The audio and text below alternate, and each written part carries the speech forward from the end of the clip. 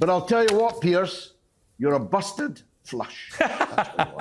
You know what, George? We're about to pass 4 million subscribers. George Galloway went on Piers Morgan's show, and it was a mess for Piers. He got completely cooked. Galloway hit him with facts, history, and called out the usual double standards around Iran and Israel. Piers had no idea what was going on. Let's check out some clips, and I'll jump in with my thoughts. Well, joining me now is the host of the mother of all talk shows and former British MP, George Galloway. George, you were listening there to Naftali Bennett. What was your response to that interview? Well, you did a good job as his Alistair Campbell to him as Tony Blair. I hope he remembers you if he does get into the Prime Minister's seat. I'm frankly astounded that you did not ask him about the bombing of the Iranian state TV station just a couple of hours ago, the mass murder of tea ladies, technicians, journalists and broadcasters. I can't believe that you didn't know about that. And indeed, Professor Actually, I don't know about that. was... You've just told me that, so that's the answer to your question. I didn't know about it. I've been on air. Well, you really need to be better briefed. Well, You're okay, interviewing a guy that you're punting. You can have your views about that. This is in answer to your important. question, I didn't know. So that's the answer to your question. Well, you should have known. Okay, well, you're a better journalist than me. You're a better broadcaster than me. I didn't know. Professor Marandi was in that building. I don't know if he's dead, but the story is that he was in that building to do an interview with you, and I very much hope that that is not true. And I very much hope that he is still alive. He told me that was true. He told me that he'd been told to leave, but had decided to stay and do the interview, in which all he did was call me a liar, a coward, and a genocide enabler. So you did know about the bombing of the Iranian TV station? No, there was no bombing going on when I interviewed him, obviously, or I would have stopped the interview. Piers, there's mass casualties. Yes, George. In the Iranian you asked me TV if I knew station. it was going on when I interviewed him. I didn't. Well, it's a disgrace that you did not know. Well, I didn't, or I would have stopped. Because you might have been able to ask. If I'd known, I would have stopped the interview, obviously. Well, this is going to grow and grow as an issue, Piers. You may very well be in difficulty here. I won't be in any difficulty at all. Why don't we get on with the interview? One thing you did know is that Israel has scores, if not hundreds, of nuclear weapons. And you did not mention it. Why is Israel allowed illegally to hold scores, if not hundreds, of nuclear weapons in defiance of the law, uninspected by any agency in Dimona? And reports today from Dimona are that they are currently modernizing their nuclear fleet. Don't you think that would have put in a better perspective this issue of nuclear weapons? The reason I know you know it is because the brave Jewish whistleblower Mordechai Vanunu, who blew the whistle on Israel's nuclear weapons, came first to the Daily Mirror and was betrayed by your enemy and mine, Robert Maxwell, to the Mossad, and then spent 22 years in prison in solitary confinement, and turned up in the courtroom with his jaws wired together like Hannibal Lecter, so he couldn't tell the courtroom what he'd told the Daily Mirror. Finally, the story appeared in Andrew Neil's Sunday Times, but only after Maxwell had betrayed him to the Mossad. So this issue of nuclear weapons, according to Tulsi Gabbard, Iran is not seeking to build a nuclear weapon. Why would you believe them? February. Why would you believe them? Well, I believe Tulsi Gabbard. Why do you believe Iran? No, I'm believing Tulsi Gabbard. Given the atomic agency, I'll come on to Iran. Given that the atomic agency, why do you want to dodge Tulsi Gabbard? You've talked and talked and talked. Let me get a question in. The Atomic Agency, as you know, brought out a report in the last few days. It made it clear that Iran had lied, obfuscated, denied access, not allowed enough inspections, and that it now got uranium enriched to 60%, which is a massive stage forward from where they were at 3% a few years ago to now 60%.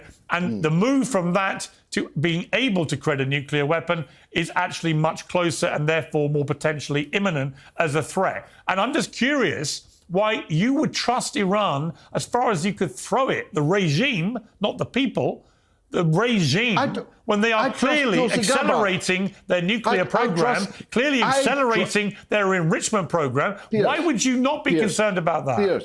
Piers, I trust Tulsi Gabbard, Donald Trump's director of national intelligence. You do? Don't you? Well, Don't you? do? I'm surprised you do. I'm very much hoping she'll be the next president, Piers. But I trust her. Don't you?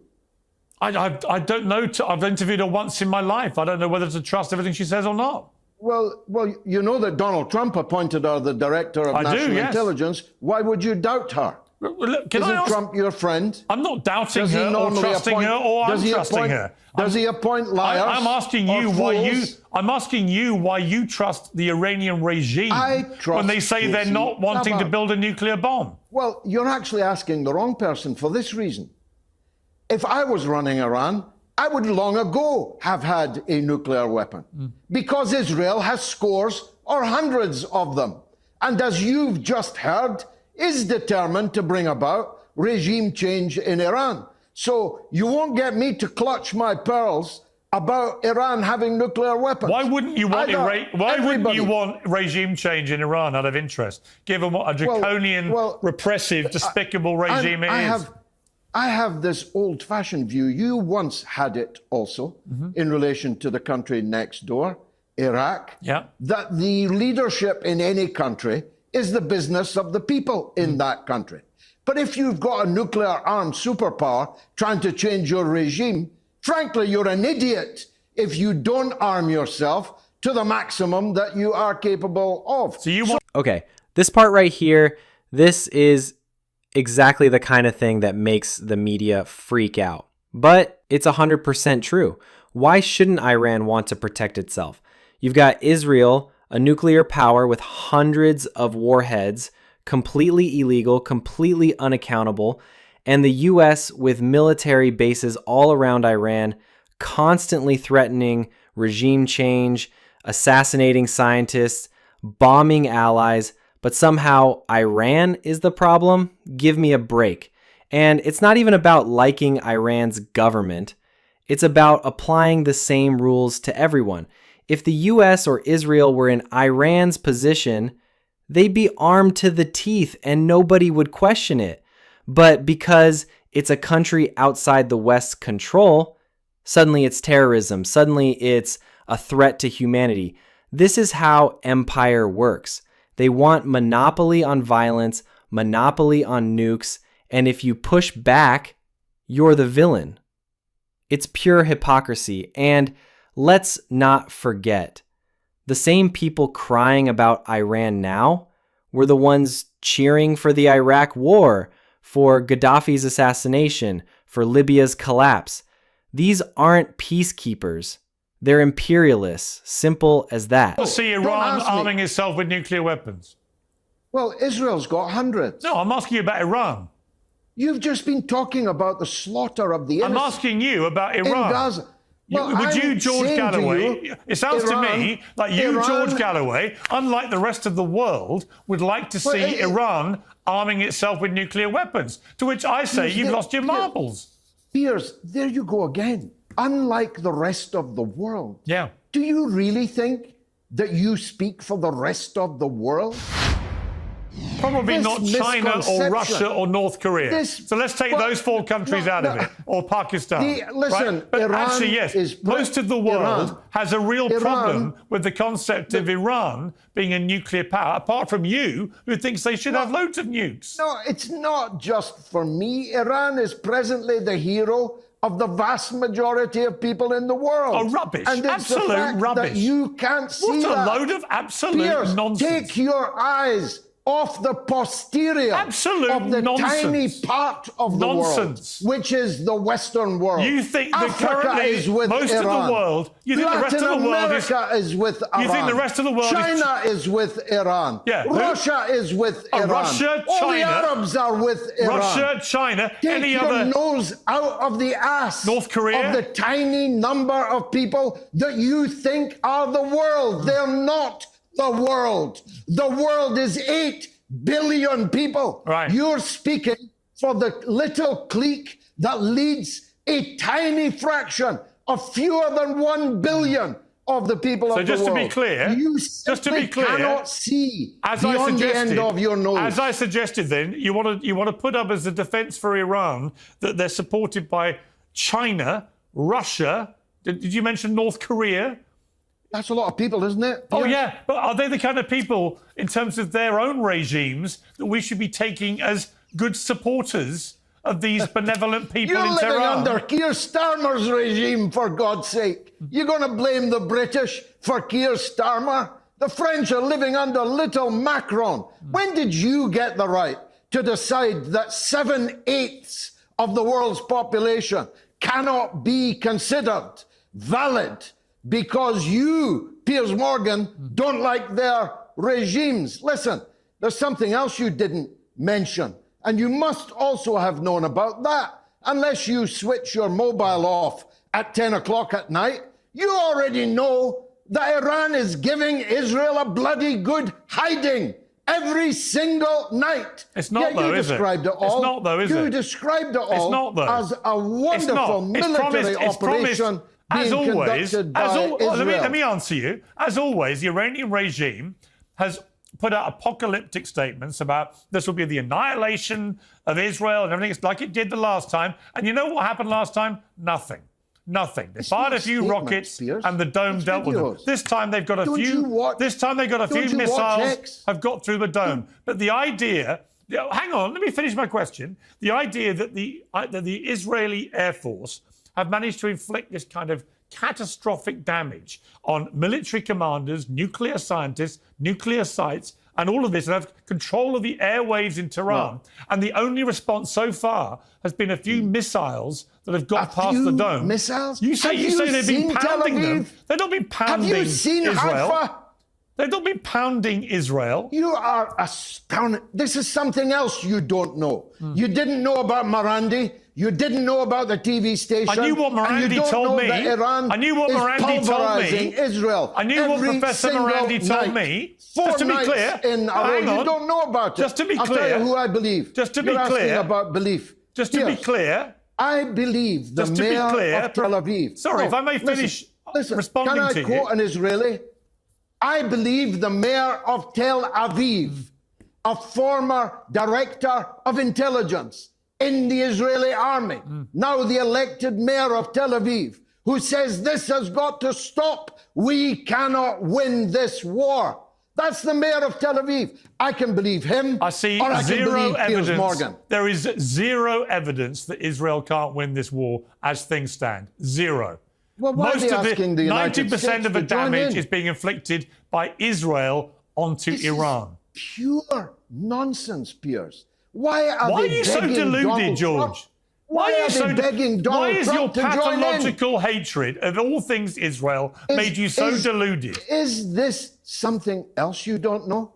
Do you know that Tucker Carlson and Steve Bannon are right this minute on TV debating how, if Trump gives in to Netanyahu's begging him to join in and save the day, that it will be the end of the Trump presidency, that it will split MAGA down the middle? Do you not know that either?